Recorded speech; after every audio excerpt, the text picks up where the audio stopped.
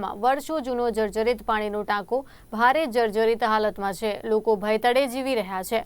અવારનવાર રજૂઆત કરવા છતાં તંત્ર કોઈ મોટી જાનહાનિ થાય તેની રાહ જોઈ રહ્યું હોય તેવું લાગે છે। સરકાર દ્વારા વિકાસના દાવા થાય છે ત્યારે ગીર સોમનાથ જિલ્લાના ગીરગઢડા તાલુકાના ધોકડવા ગામે અતિ જર્જરિત પાણીનો ટાંકો એ મોટી દુર્ઘટનાની રાહ જોઈ રહ્યો હોય તેવા દ્રશ્યો સામે આવ્યા।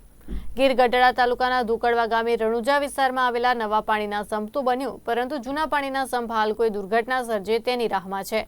40 વર્ષથી વધુ સમયથી આ પાણીના ટાંકાની ઊંચાઈ 50 ફૂટ જેટલી છે અને અહીં આ જૂના પાણીના ટાંકાની આસપાસ લોકો વસવાટ પણ કરે છે।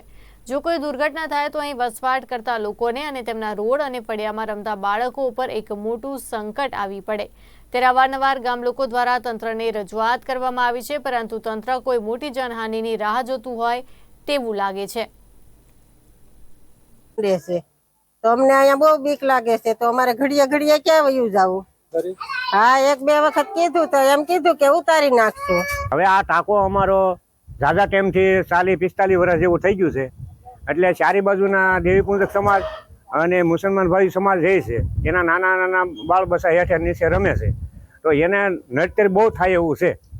અમે તો ઘણા વાર એવું કીધું છે કે ભાઈ આ ટાંકાનો ઉપયોગ કરવો જોઈએ, હવે તો આ કોઈ ધ્યાન સરપંચોને રજૂઆત કરેલી છે, ગામના મોટા મોટા રહી છે। અમે સાહેબ કોઈને રજૂઆત હજી આજ સુધી કરી નથી, મૌખિક રજૂઆત વાતો થઈ છે, પણ હવે આજે અમારા ધ્યાન ઉપર આવ્યું છે, એટલે વહેલી તકે સરકારશ્રીમાં અથવા જેને જાણ કરવાની થાય એને જાણ કરીને વહેલી તકે આ ટાંકાનો નિકાલ કરાવે। ગ્રામ પંચાયતે સાહેબ જવાબદારી અમને પણ ખબર પડે છે, પણ એના માટે અમે વહેલામાં વહેલું બનશે એટલું યોગ્ય કરી અને એનો નિકાલ કરાવે।